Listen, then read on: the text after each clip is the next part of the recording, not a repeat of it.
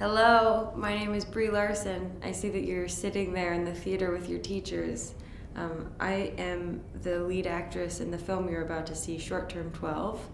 I'm very excited that you get to see it. Enjoy.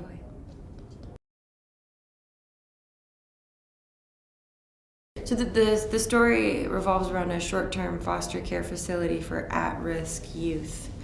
I play Grace, who is a line staff, one of the workers that works day to day with the kids in the facility, and it's about her relationship with the kids. And although her job requires her to be helping these kids get through each day, it's actually the kids that end up helping her in the end.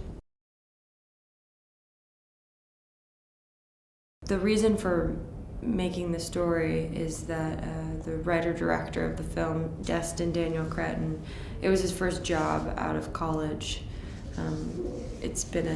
The economy hasn't been so great in the States, and so it was impossible for him to get a job. It was the only job that he could get, and through the experience of these 2 years, he just had the ups and downs of feeling extreme hope and devastation, just human beings.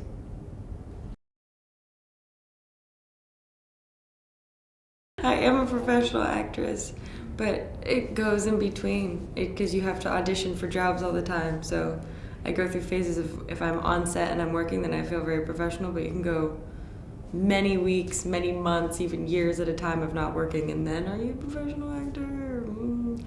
No, pretty sure I'm just eating cereal at home. I'm not really a professional. Yeah, I did. I took acting classes. I started when I was really young. I told my parents I wanted to be an actor when I was 7 years old. And so I started taking acting lessons there. And that was really important for the beginning part. But I found as more time's gone on that the best acting school that you can possibly go through is just living your own life, really staying connected and being interested in those around you and the places that you're going, and trying to keep as much of a worldly attitude as possible. There's one scene in particular where the character of Jaden comes back to her room after having a meltdown because her father didn't pick her up for her birthday, and she walks into her room and she sees a bunch of handmade birthday cards that the other kids that she's living with have made her. And I just start bawling every time because I know that it's the actual kids that were in the movie that made those cards for her. And they spent the time, drawing little pictures and putting glitter and making pop-up cards, and they wrote them as their characters to the character of Jaden. And I find it really heartwarming.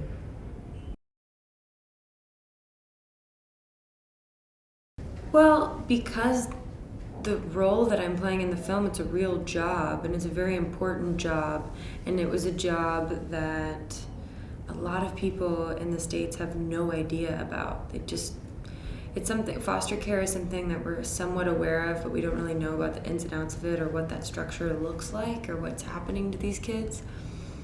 And when I started doing research on it, I just started feeling so emotional and stronger as time was going on, that this was way beyond myself and giving a good acting performance, and was about doing a service to these incredible men and women that are doing this job every day that is really hard and extremely selfless, and at times you don't really see the results all the time. Sometimes the kids are just too damaged.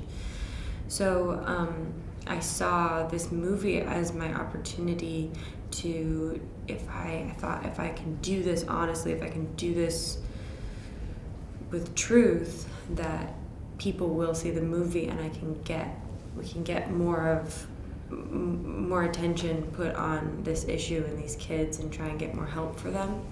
So I ended up shadowing at a foster care facility, which just means that I followed a woman around who had the same job as Grace, and I watched how she navigated through and what a typical day was like.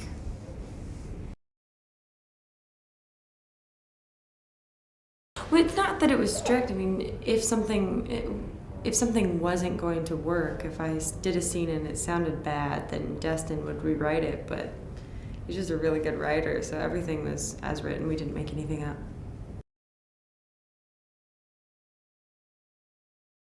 Yeah, I mean that would be the best thing that could happen. However, we're pretty strict with language, so because of the cursing, it kind of stops us at a certain point, and unless parents would actually take their kids to go to the theater, we're not so cool. We're not so progressive in that sense. We've been doing a lot of screenings for people that are very prominent in the foster care community in helping these kids get more rights and trying to find new ways to help this system embrace them better, because right now it's rather hit or miss. And I think that the movie really represents this very well, is that it's not that they're in some sort of totally unloving environment, but they have a hard time making sense of the world because of what they were born into. So the system, because it's very regimented and it's just every kid has to go through by the books, the same thing. You have some kids that it works really well for them and they get out in the end, and there's been so many kids that I've met that have watched the movie that are just doing great, doing so well, are in the workforce, doing great. But then for every one of those, there's even a larger majority that instantly get into jail, they get into a gang, they get into it because they don't have any support. When you turn 18, that's it, So there's a lot of new organizations now that are paying attention to this and saying, okay, so we're helping our kids up to the point of 18, and then we just shove them out. And the whole reason why they're here in the first place is because they have nobody. They have no support system. So how is that working? So the film has been great because none of us that made the movie are saying that we're some expert on what should be done, but we're saying this is what it looks like, and it's creating a great conversation and a dialogue for people to get talking about it, and the experts that do know about it can then use this to show people, because otherwise a lot of people just wouldn't know. We're not going to start doing tours of foster care facilities.